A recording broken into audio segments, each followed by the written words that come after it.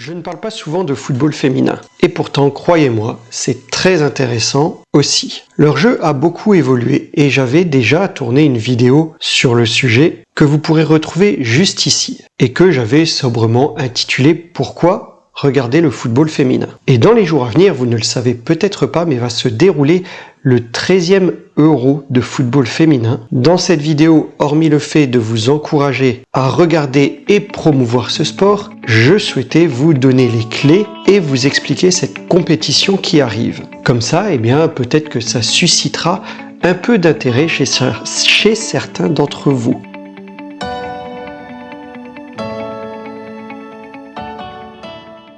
Bonjour les amis et bienvenue dans cette nouvelle vidéo concernant le 13e Euro de football féminin. Allez, installez-vous confortablement, c'est parti. Alors pour cette 13e édition, la compétition prendra place en Angleterre. Véritable terre de football avec un bon public, de jolis stades, le cadre est déjà prometteur. La compétition devait-elle se dérouler initialement du 7 juillet au 1er août 2021, mais la pandémie de Covid-19 a incité l'UEFA à reporter la compétition d'un an, comme elle l'avait par ailleurs fait avec l'Euro masculin. Elle aura donc lieu du 6 au 31 juillet 2022. On va y arriver très vite.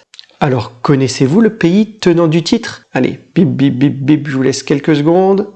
A few moments later. Eh bien, c'est les Pays-Bas. Ils ont remporté la compétition en 2017 chez eux face au Danemark en s'imposant 4-2 en finale. Il faudra alors faire attention à eux puisque ce sont également les vice-champions du monde, s'étant inclinés en finale du mondial 2019 contre les Américaines. Revenons maintenant à l'Euro.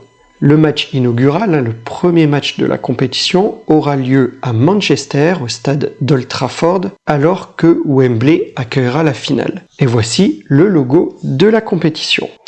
Concernant la répartition dans les groupes, eh bien la France a été mise dans le groupe D avec la Belgique, l'Italie et l'Islande. Un groupe qui peut être à sa portée, sachant que les deux premiers du groupe s'extirperont pour ensuite jouer le tableau final. Dans le groupe A, nous retrouvons le pays organisateur, l'Angleterre, avec l'Autriche, la Norvège et l'Irlande du Nord. Angleterre-Autriche sera d'ailleurs le match d'ouverture. Et ce sera la première phase finale pour l'Irlande du Nord.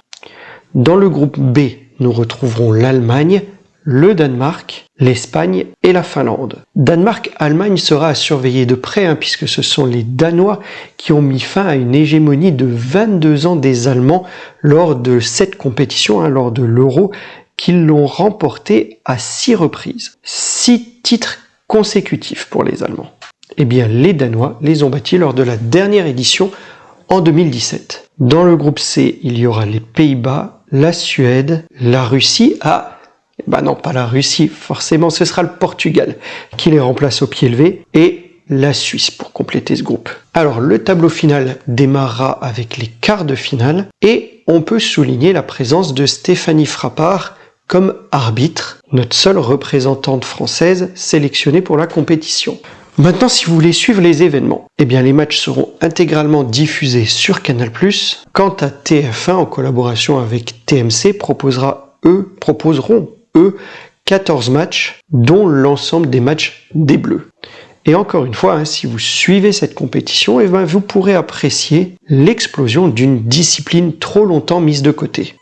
Allez, je vous donne pour ma part un avis sur les équipes favorites. La Suède d'abord, qui n'a perdu qu'un seul match lors de ses 29 derniers matchs. Et c'était en finale des derniers Jeux Olympiques. On pourrait même dire que ce n'est pas vraiment une défaite puisqu'ils se sont fait éliminer au tir au but en finale. Pour moi, c'est plus un départage donc. On peut citer les Anglaises qui seront également galvanisées devant leur public, la technicité de l'équipe d'Espagne qui est à surveiller, et puis évidemment, je l'indiquais, les tenants du titre, les Hollandaises.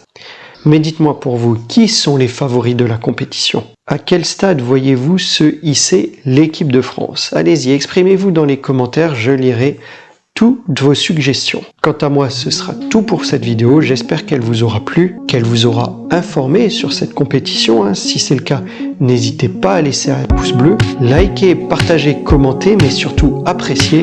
Et je vous dis à très vite pour une nouvelle vidéo. Portez-vous bien les amis. Au revoir.